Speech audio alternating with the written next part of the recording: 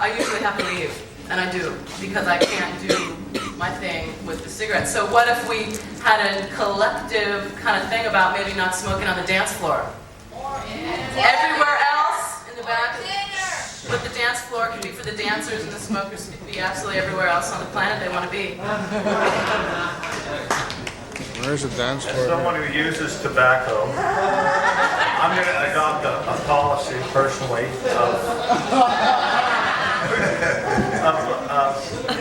of voluntarily going outside to smoke my butt from now on, and I'm going to respect the people that I just heard this evening.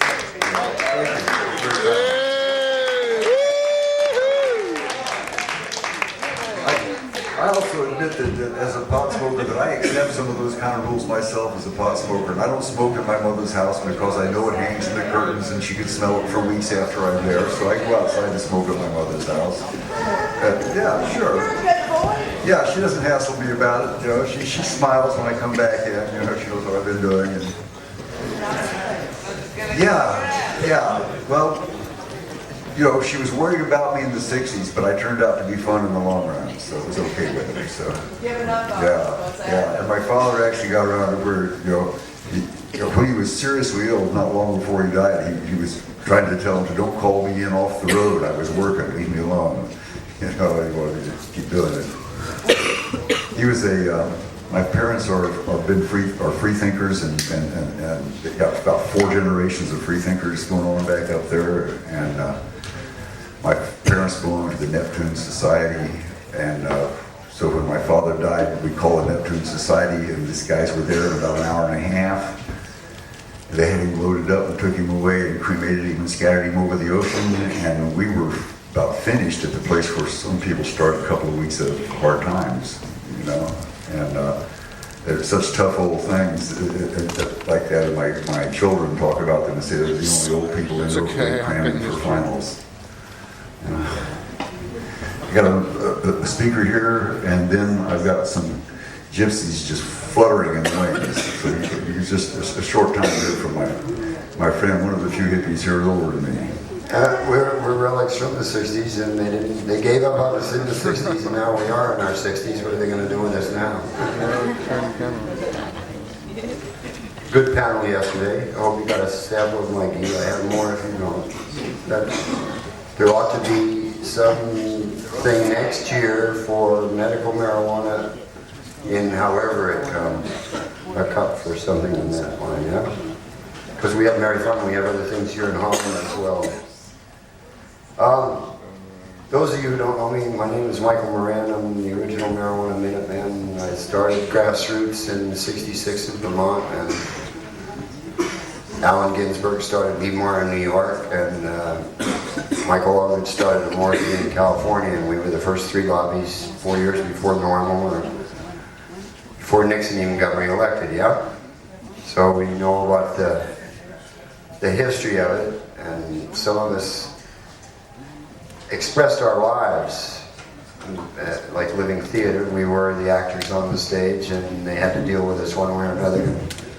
Like Stephen, we've survived most of the hardships in jail and prisons and all the rest of that stuff. Bus and pull over and cutting your hair and all of that.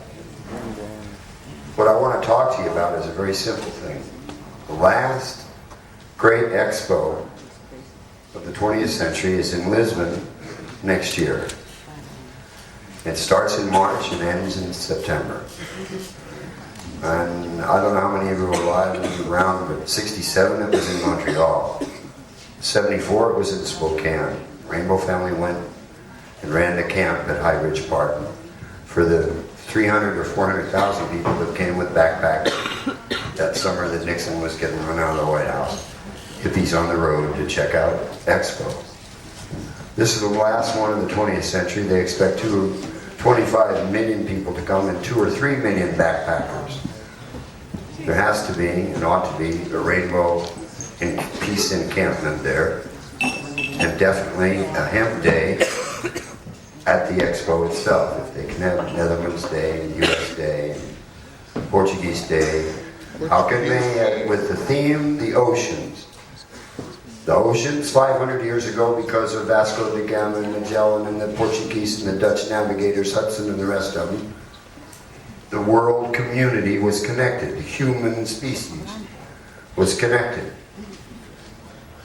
Conversely, in the next 50 years, if we don't collectively save the oceans, our food chain has been broken and we cockroaches will outlive us. So the theme of the park being the oceans and what we have to do about them and our history of being connected to them, how can they deny the role hemp played in that connection and in saving the planet for the future? So with that, and speaking, hope somewhere, the camera, the tape, or whatever, we do know that the force of high times, the free press, movement activists, people that are putting together political platforms. Here in Europe right now, they're deciding the uniform drug policy for the new European nation. Yeah? And there are many of us over here working on that. You guys have to keep it alive in the States and other places where you're at through the political process to bring medical marijuana and the right of humans to alter their consciousness, live in separate realities, community of pottery, commune, whatever. And that is something that the Expo must that's propaganda. expose to the world and the media, yeah, for the future generations. There's one more joint. Write your congressman, write your agriculture department, find out what the U.S. Pavilion is going to have there. Say that you want to make sure that they have samples of seeds and or the information or whatever. Let's put a pressure on them to do something about it. Thank you very much for your time. And I look forward to seeing some of you at any time. Tonight at Treated Prisoners, the greenhouse is where I hang out, the new one on Boardwalk, and certainly White Shark got me off right well. Stand Paul. Yes, sir. Yes, sir. You know, 30 years ago, back in San Francisco, we was doing Monday night class, and there was just all these herds of hippies hanging out around there. There was one bright-eyed hippie from the East Coast who was just there with this eager thing. I want to do it. I want to play. I want to do some of it. Let me do some. Let me do some. And he started doing some, and he's been doing some ever since. And it's Fantuzzi, my old bud, man. Glad to have you aboard, Larry. Let's give him a hand. Fantuzzi.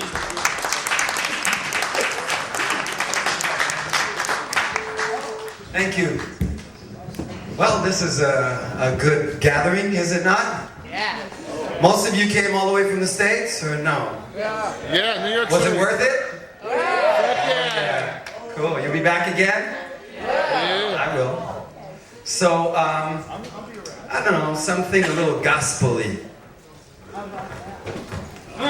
All right, backup vocalists, some Fantuzettes. Let's give a big hand for the Fantuzettes. They'll probably kill me backstage for calling them that, but Fantuzette. I came here back in 1971 and performed on this stage with the original Rainbow Gypsies and shared a few of the stories with some of these folks. And they liked the idea and they've carried the spirit on quite well, haven't they? Isn't that a beautiful thing to see and witness, man? It's incredible. The beat goes on with you or without you. It's not an ego thing, you know? It's like, get out of your own way. What are you talking about? Yes. All right. Come on, wherever you like to be. Fantuzettes. Ready? Here we go. Put our hands together and get some of that in. First, let's shake a little bit. Take a deep breath in. And let out. Ah! God, you're very responsive. Another deep breath in. Let out a sound. Ah. One more breath. Ah. Okay.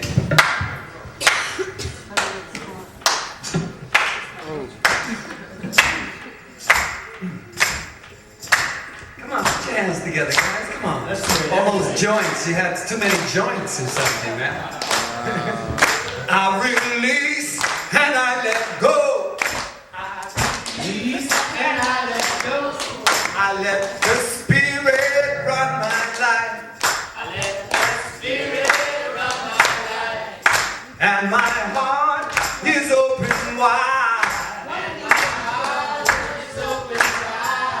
Yes, I'm only here for love.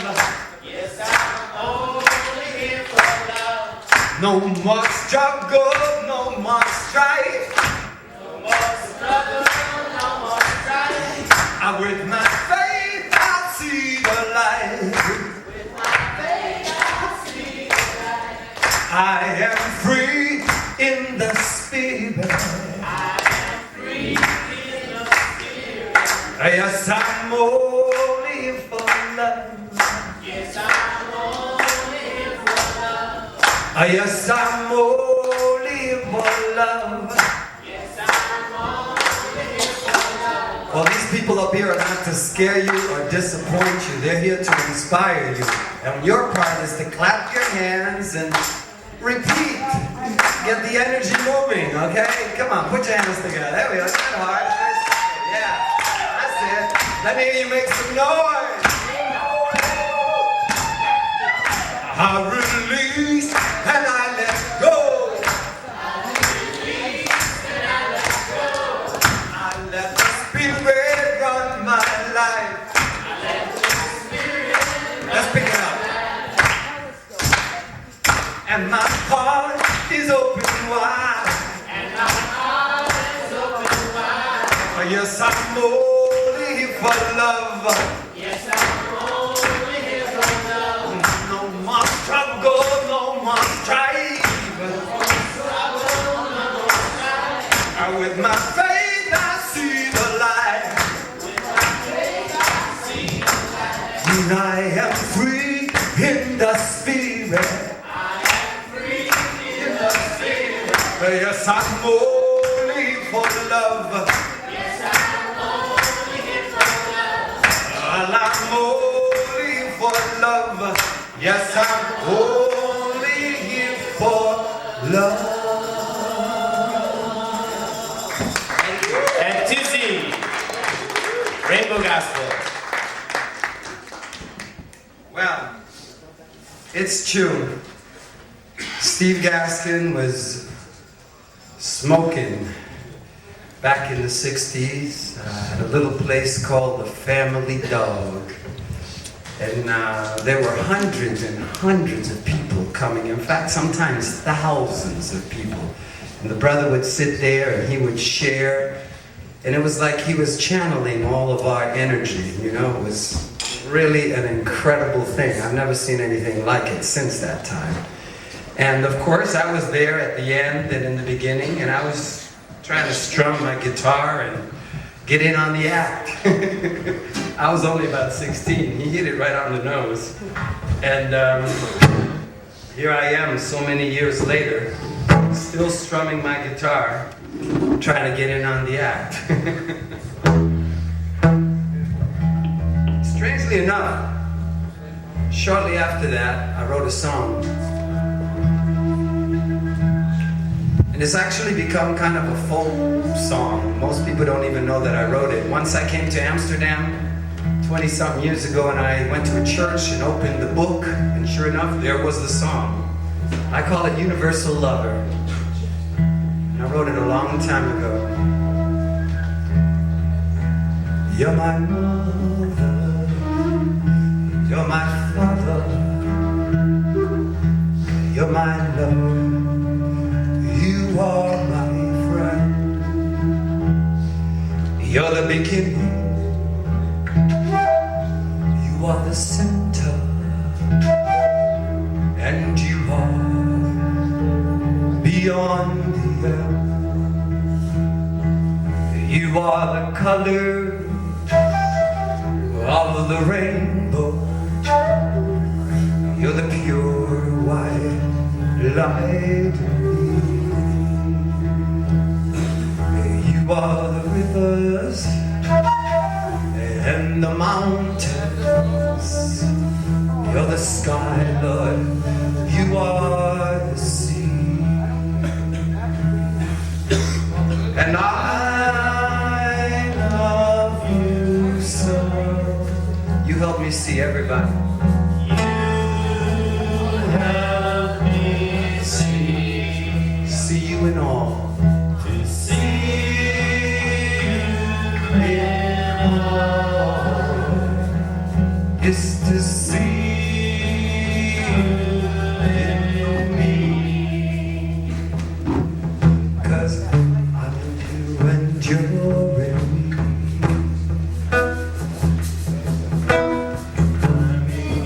Lord, you're in me. I want to touch you, want to feel you. I want to be right by your side. I want to know you, to love you. I want to serve you all the time. You're my mother, you're my father. You are my lover, you're my friend. You're the beginning, you are the center, Lord, you know. You are beyond the end. And I love you so. You help me see you in see you in me. I'm in you and you're in me. I'm in you and you're in me. Everywhere I look I see divine love and energy.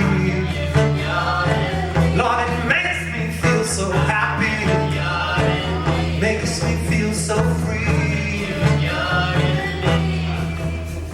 Prophets and religions are so many. But God is one. Teachers are so many. Yes, but the truth, you know, is one.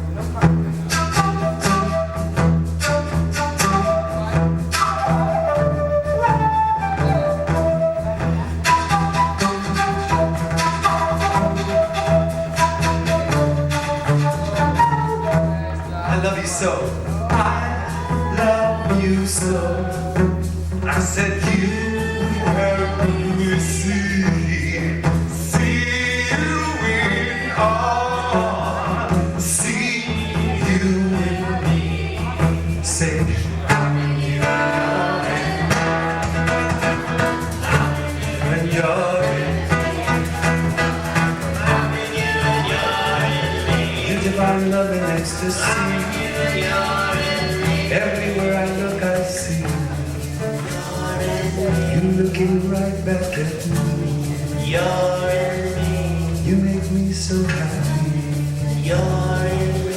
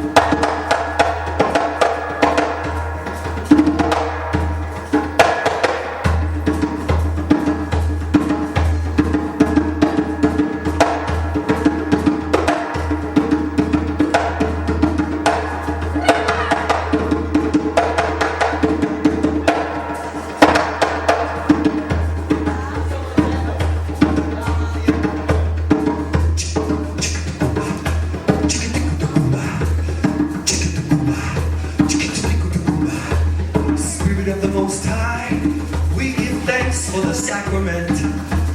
We give thanks for the music, for the spirit of love.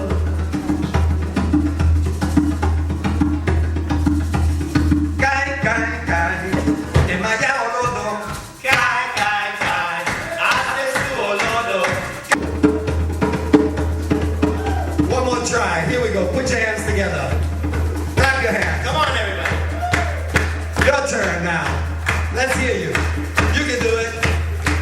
You got it. You got it. That's it. You got it. Ganja. Holy smoke. Ganja. Holy smoke.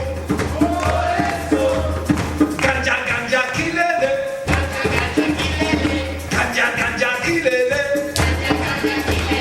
Awo, awo, kilele. Awo, awo, kilele. Somebody scream.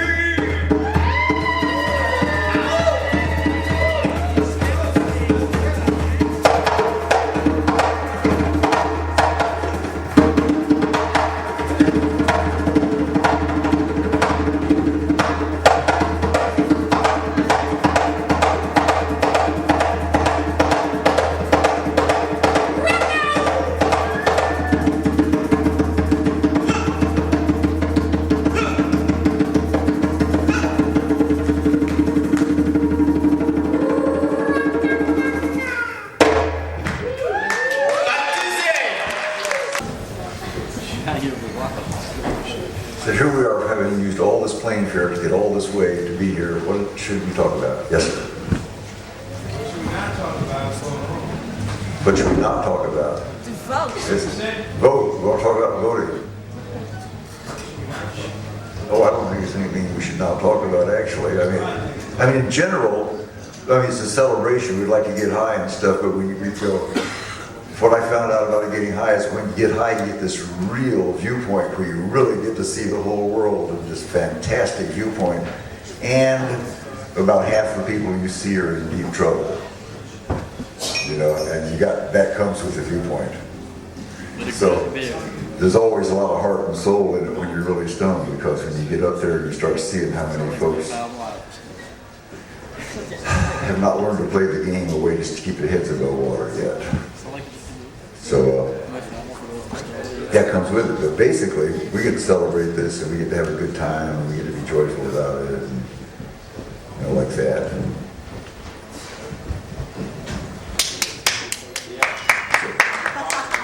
What more can you say? Yeah. Well,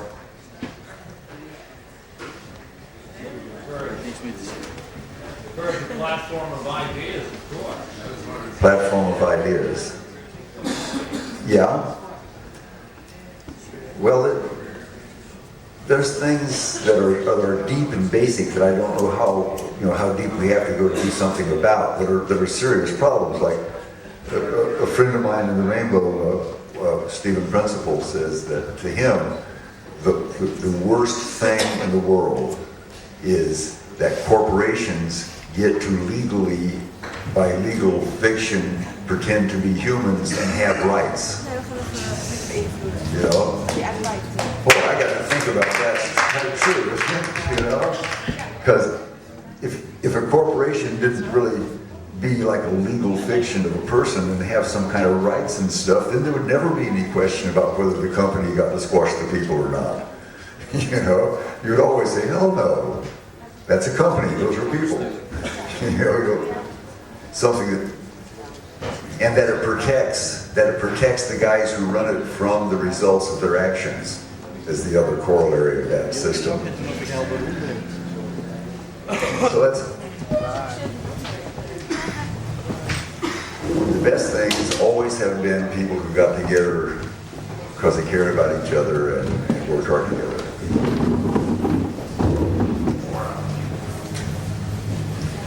So now, did Kimberly get away with my notebook? I guess she did.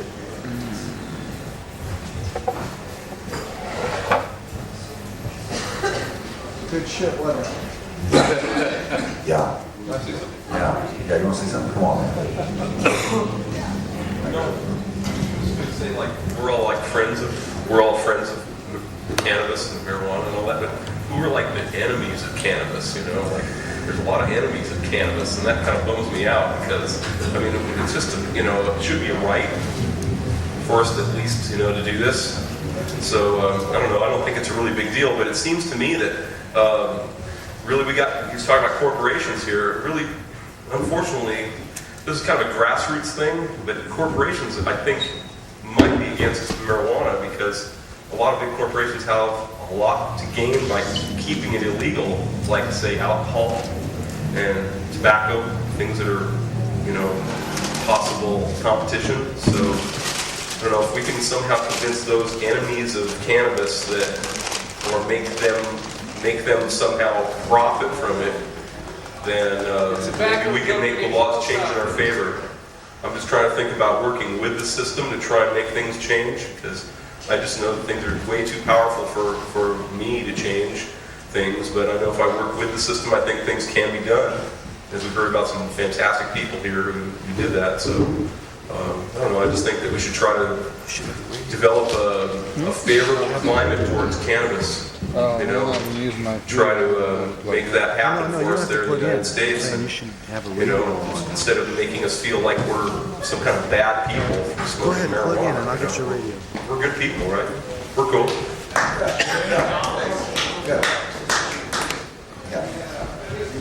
Back in the United States, a lot of the children that are smoking, we have to be careful that they're smoking all day and they're not getting the drive and determination to succeed in a lot of things. So as adults that are in the culture, we have to continue to set the example for the children, keeping them working out by their mind, their body, and their spirit. So they're examples to others in their community, not just kids that can sit around all day and to be deviant to the society also.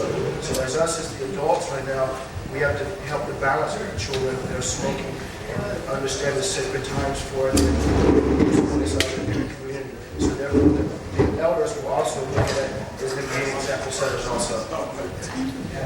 Thank you, man. Thank you. I think the kids, even if as soon as they listen to us, plan on going off and doing the thing we told them not to do, are still glad we said it. That they still appreciate that we have standards and we have some rules and we're not just up for grabs and up for sale and stuff. And that's an important thing to me. You got to have some standards and things about how you be. There's got to be things that you wouldn't stoop to do, and there's got to be things that if you saw the necessity to do it, you would have to do it. And you got to have principles like that. You can't just go with the flow to the point where you don't respond properly. That's the thing about how long it takes sometimes and how bad something has to get before any change happens, because people are afraid to speak up or don't know how bad it has to get before you speak up. It's bad enough to speak up. I'll tell you that. I'm basically optimistic about humankind, but my complaints are that we gotta not use up the world. That's the main part of that. Now these gypsies occasionally want to come and do it some more here, but I'm not really sure whether they got their breath back enough from last time to consider something like that or not.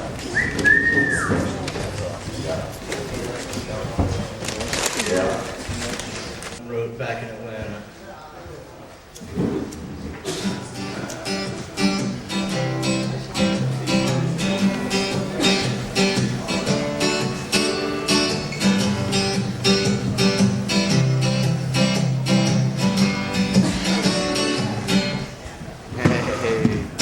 Take a paper, write that stuff, roll it up real tight,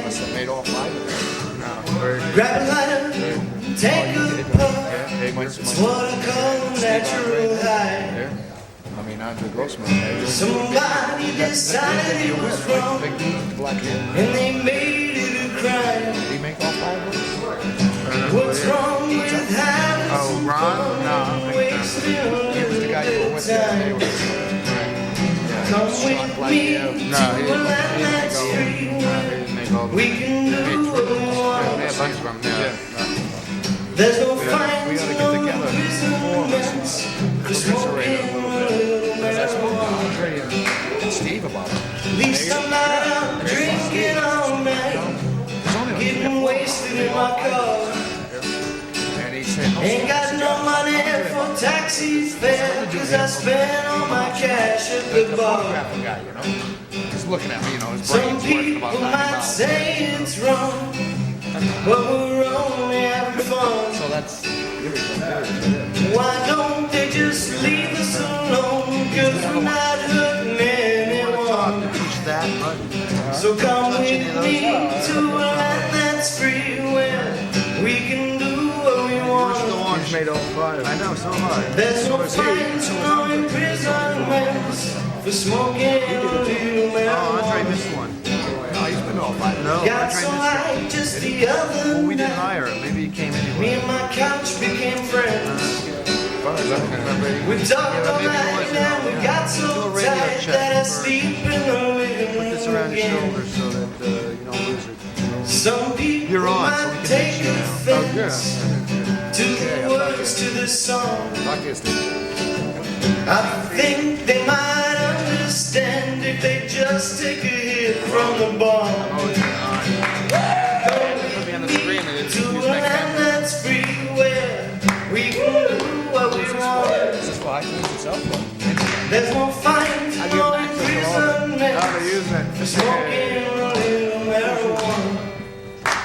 Yeah!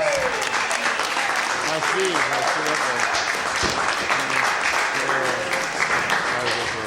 Very nice, how fresh. Yeah, really fresh, man, really good.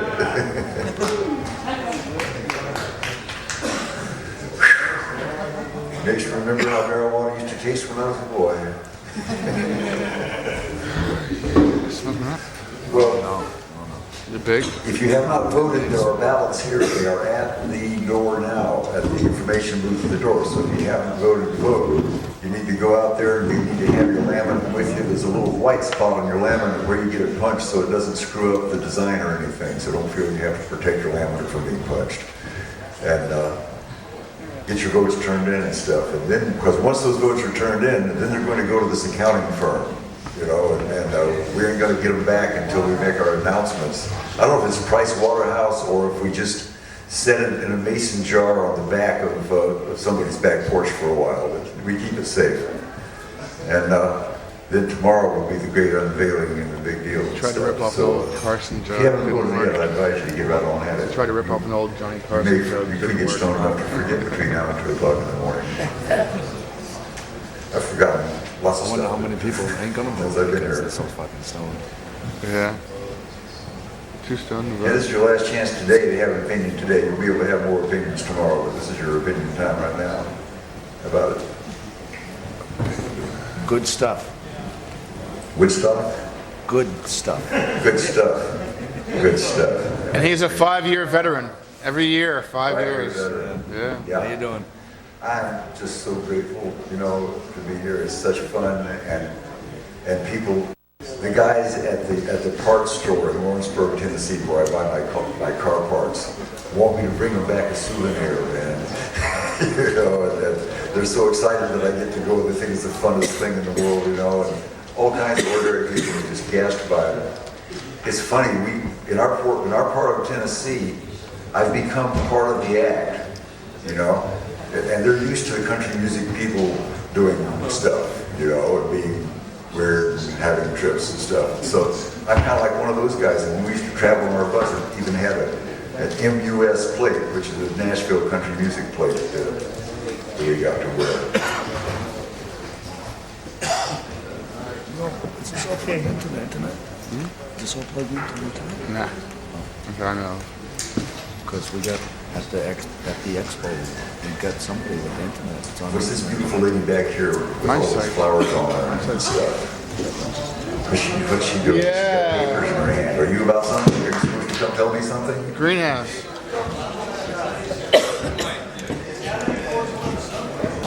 Yes? Yes, yes, tell us. There you are. What it is, maybe. You're a great help just to be here, and you can talk too.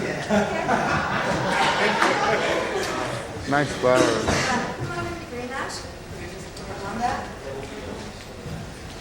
Yes, let me have one. Yes, pass your flowers out there. I used to love with ours on. Oh, Again, I'm Amanda, and I'm the Martin Greenhouse. Thank you. Hope you all vote for us, and see you soon. That's it. thank you so much. Yeah, that's a lot.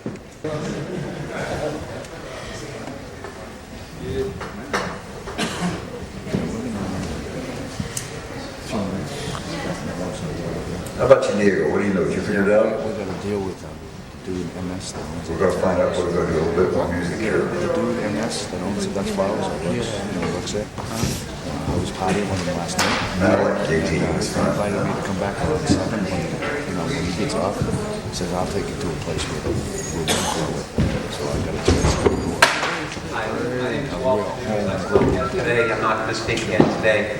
But Green Prisoners has its weekly meetings at Outside Aktebergwald 124 at 7:30 tonight. But it's kind of informal, so if you want to come by. After that, we'll just be open as long as people want to come to party, to smoke, to talk. That's what we do there best. We just talk and smoke. Thanks. So it's tonight at 124 Aktebergwald. Thank you. He's a homeboy, Boston boy. He's a Boston lawyer for the underprivileged neighborhood. We've come full circle now. We now have cannabis cough drops. We have the full circle. That's a pretty cool guy. I'm so tired of all this. Yeah, I didn't start smoking today. I had to stop smoking. I got in like 5 o'clock. Now that I got my little bowl of hash out of it. I have to smoke more than ever because I'm running out. I mean, I have so much bud, and I'm only like. Yeah, a couple of days. I know. I had to stop because my lungs. I got all stuffed up. My lungs couldn't handle it. You missed a big joint in the greenhouse last night. The girl that won the lottery. All right. She rolled a joint, 20 grams. 20-gram joint. It was like this. Which greenhouse? The new one? Yeah, the new one down the street. And I was there for the ending of it. It was pretty cool. I couldn't hit it. I couldn't hit that joint. It was so potent.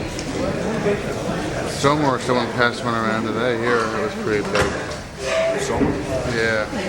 It started right this way. We're about to have some more rainbow gypsy here, keeping alive a tradition It's pretty sick. that needs to be kept alive by the hands of people. It's the only way it lives. And so these guys are like not only musicians and beautiful and talented and fun, they're anthropologists. It's cough drops. Yeah, but they're from heaven. Give me one too, Ross.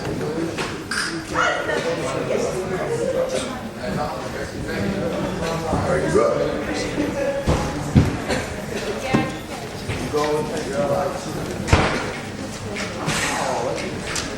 And the Rainbow Gypsy Theater.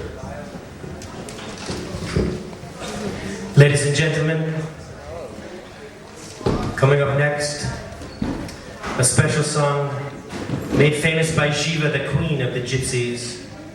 For when she danced, everyone who could see her and experience her magic was compelled to dance along with. We shall see.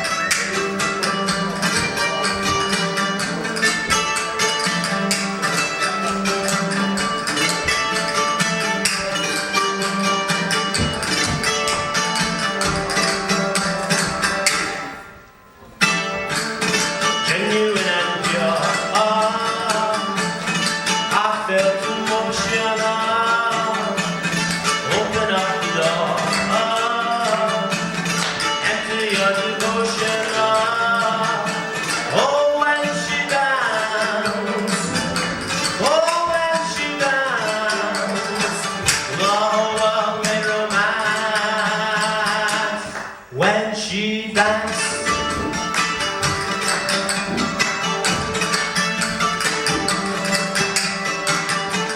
Eyes like fire, so inviting, passionate desire, so exciting. Oh, when she dances, oh, when she dances, the whole world made romance. Now, when she dances.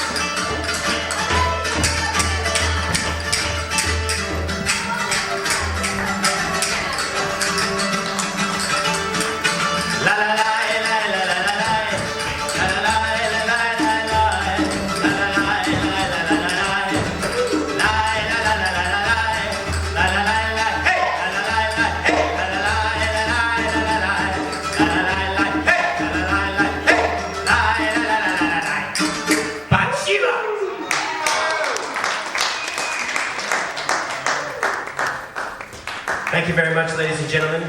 And I will pass this over to Stephen Gaston to do his final closing meditation ceremony. And we're going to call it a day for the 420 Club. And let's give a rousing round of applause for the Cannabis Cup and the High Times Hemp staff. Yes. All right. Well, guys, it's been fun hanging out with you, you know, and it's not just today, but this whole week long, we're getting to hang out together like this. And I probably used to do Monday night class. Sometimes we'd go 3 or 4 hours in the evening meeting, you know, and we'd talk about a lot of stuff and have a chance to get a conversation to develop. And it's been fun to start feeling that kind of depth with you guys, too. And I've got another couple of chances to be with you, and I want to go check out the polls and see how the voting's doing. We'll probably have a little disco in here, and I'll leave it in Diego's able hands here to tap the loose knot on the end. Thank you very much. Let's give a hand to Stephen Gaskin. Thank you, Stephen. And as you know, please check your schedule. Tomorrow we'll have a full array of things happening here in the Cannabis Cup Hemp Hall. Echo. And I don't like that echo. It's going to confuse me. We want to make sure that you vote. Vote for the herb of your choice. This is an important decision. It could make a lot of difference in what we smoke. Genetics, right? Genetics. How many people have voted so far? Raise your hands if you've already voted. All right, and those of you who haven't raised your hands, voting is right out in front. Get your voting sheet, bring your laminate, make sure they punch it, and pass the power along. All right, thank you very much, ladies and gentlemen. I'm Diego, your host here at the Hemp Hall. Make sure and come see us tomorrow at 3 o'clock, 4:20, 7 o'clock. And we have an announcement.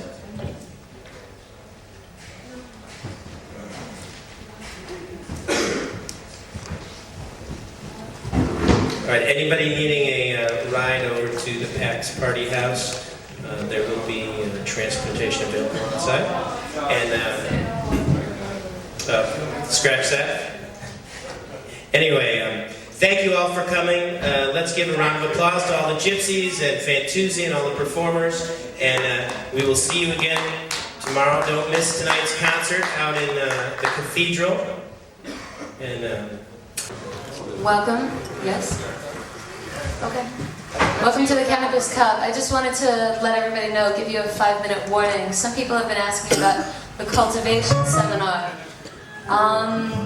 This is not the cultivation seminar. This is, well, yes, this is cultivation seminar, but it's cultivation for industrial hemp, not for the other side of the wonderful cannabis plant that we have. So are you all here for the environmental hemp seminar? Give us a schedule. What's yes? up? Give you a schedule? Please, if you have some information, current information. I don't. I know the only thing that, the only kind of schedule we have is listed inside. I can take a look at my stuff and read it off to you. Well, I mean, things have been changing so much. That's why I'm asking if there's any new.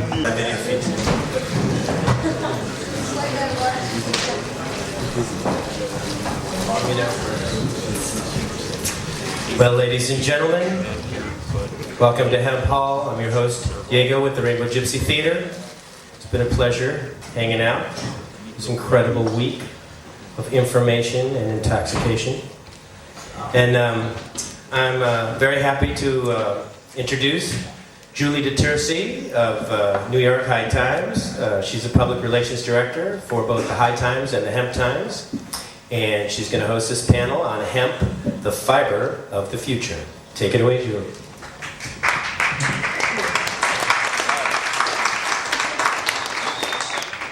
Hi, good afternoon. I know fiber of the future is kind of cliche, but it's the first thing that kind of pops into my mind. Hemp is probably one of the oldest fibers that is out there not right now, that has been out there. I look through history books and little things pop up from Shakespeare about hemp, all the way back to about the days of Confucius, and we work our way up to today. Anything from, not today, yesterday, Mark Twain writing about hemp in Missouri, to Armani and Prada, who are now working with this cannabis plant, and they're making clothing. It's that mainstream, and it's just pretty bizarre because people don't understand, even though it is mainstream, it is illegal for the most part worldwide. I don't want to bring everybody down and talk about the illegal side of it, but I want to look a little bit more forward rather than, what was, because it's all in the history books, and it gets kind of tiring, and, we all spin our wheels so hard, so we want to march forward, and how can we make hemp real? So, just a little reflection over there on that wall. It's the Hemp for Victory video, and you all probably know about Hemp for Victory. Back in 1937, hemp and all cannabis was made illegal. 1942, the US government needed a little bit of help with their war efforts to make simple things like ropes, uniforms, parachutes, you name it. So it was a big rah-rah cheerleading campaign for American farmers to grow hemp. And once the war ended, well, you know what happened. I hope you all do. And Don Warshafter will actually explain that a little bit later. But I want to bring, hemp is a pretty versatile plant. And there are lots of, everybody's coughing, water, drink water. But there are lots of different areas that we need to focus on. We need to focus on the farming. We need to focus on the oil. We need to focus on paper, textiles, and also marketing, believe it or not. There is always the business. There's the black and white, and there's also the color of business.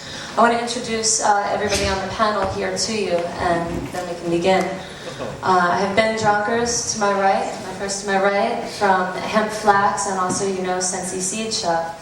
He has the whole spectrum of the cannabis plant pretty down pat. We just had about an hour-long drive together, and it's endless what's out there, but we're going to stay pretty focused today.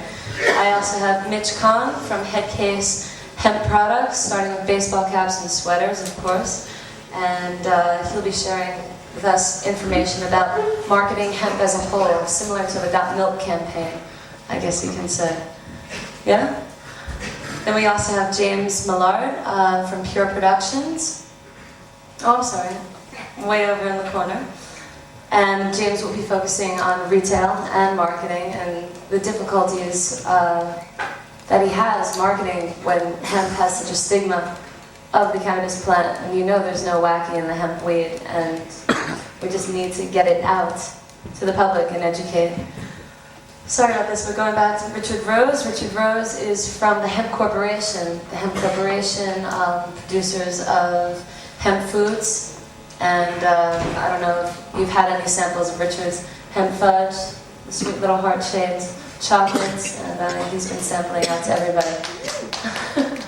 So maybe you got their vote, Richard. And then, of course, Don Warshafter from the Ohio Hempery. Don will be clearing up the differences, I guess you can say, between hemp versus the other cannabis, which has been, I guess, put with the demonized word marijuana. And he will be sharing with you the differences and what steps we should take to move forward to legalizing this plant. So let's start with Ben. Hello. Hi. Hello. Ben, your primary issue seems to be just talking with you. everything that you discussed with me seemed to be just about putting in a full circle, trying to simplify as much as you can, and then produce. Basically, we talked about a lot, and I don't know what you'd like to address. Feel free. Well, what I think, talking to you again for hours, and we talk for days, almost no voice more. But to simplify in the words, so to explain what's going on, that during the years now we're working with hemp, and to be clear, we grow 2,300 hectares. And that's a lot. It's about 7,000 something football fields. And we develop machinery, and it's being on a large scale. But working and working, you sometimes forgot what it all means. It's the circle. It's a very interesting part that I just discovered again. That is the circle of the environment, the balance hemp can give. And we are in a stage that we're working on that circle. That means that we start with, well, you should start putting seeds in the ground, grow it, harvest it, decorticate it, separate the herd and the fiber, and go on to paper, textiles, things like that.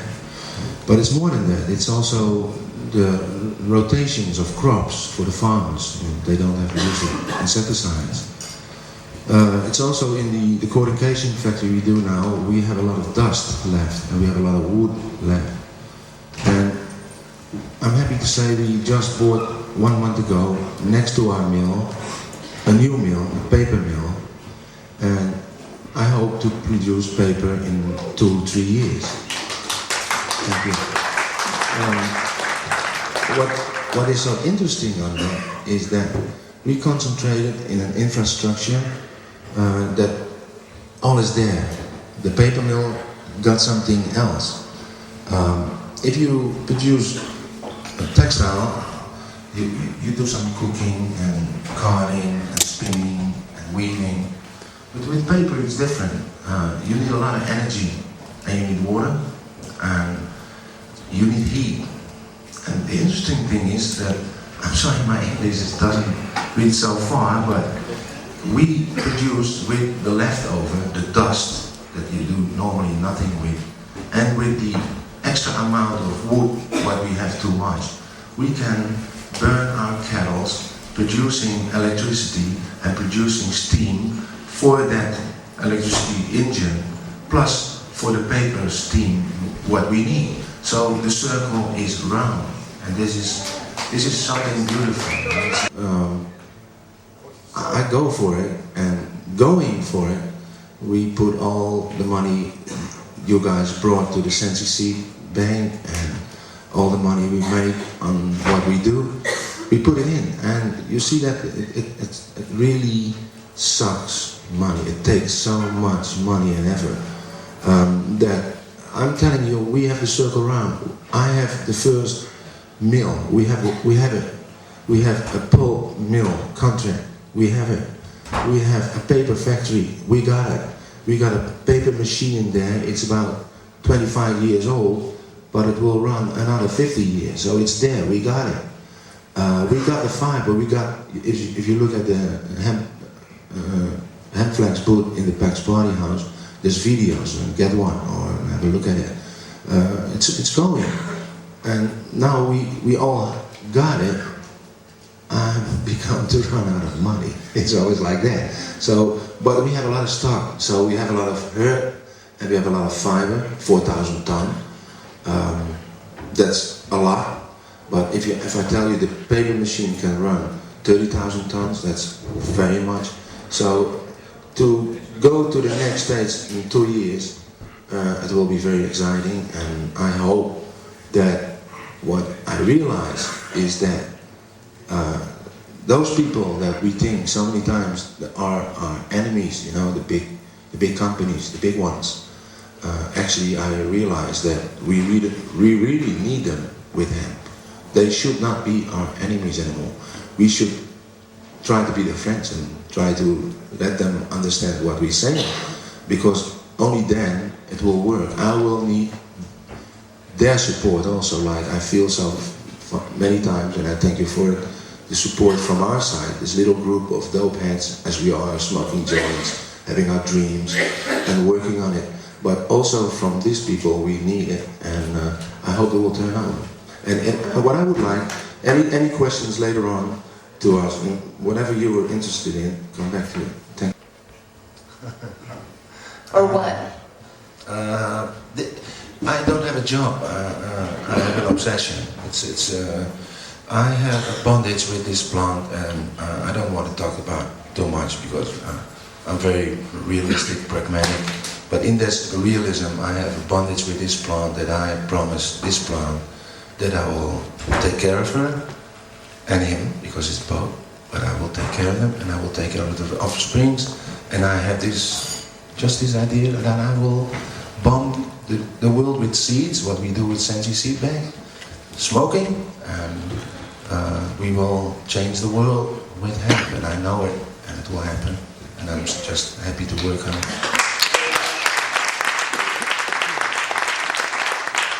The seed, where it really starts from, and I'd like to address Richard Rose from the Hemp Corporation. And first of all, I don't know if any of you have been in on any of the dinners. Many people are judges here, but there are also exhibitors and sponsors.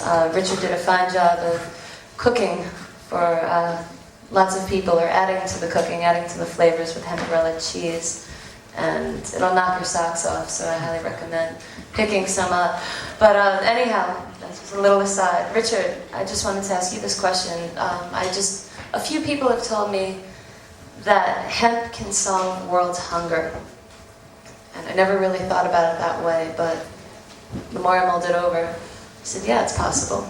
Can you help me elaborate on that? Well, anything's possible, yeah. World hunger is more of a geopolitical, social problem, but if it were a food issue, hemp seed has a lot of protein per acre, a lot of essential fatty acids per acre. But it's interesting, it sort of shows the dilemma that the seed people find themselves in, and that, for instance, this is the panel, the name of this panel is Hemp Fiber of the Future, right? And, you know, we were sort of in this different niche. You have all these different ways you can use this exceptionally versatile plant. You can smoke it, you can use it for medicine, you can make clothes out of it, you can make paper, but the food aspect is probably the most overlooked and really the most recent. You know, people have been making clothes for 10,000 years, or paper and the like, but they really haven't been making a wide range of foods for very long at all. So I would just suggest to you, if for instance you didn't know that hemp seed was more nutritious than soybeans and more healthy for you and better for you, that if you didn't know it was very high in complete albumin protein, the kind of protein only found in egg white and mother's milk and the blood, far better protein than soybean. And if you didn't know that it was jam-packed with essential fatty acids, then perhaps you should pick up one of the hemp books and learn more, because as useful as it is for clothes and paper and smoking and medicine, it is just as useful for food. And I'd just like to suggest that you look into it a little more.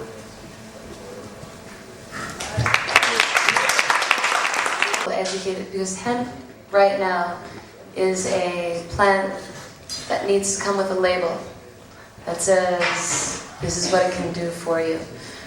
How do you get it marketed out there? Well, it's a good question.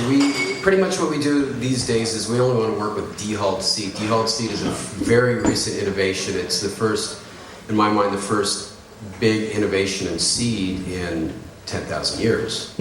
I think in 5 years we'll look back at eating hemp seed with the whole shell on it, not unlike we might looking at eating walnuts with the whole shell on it, or almonds with the whole shell.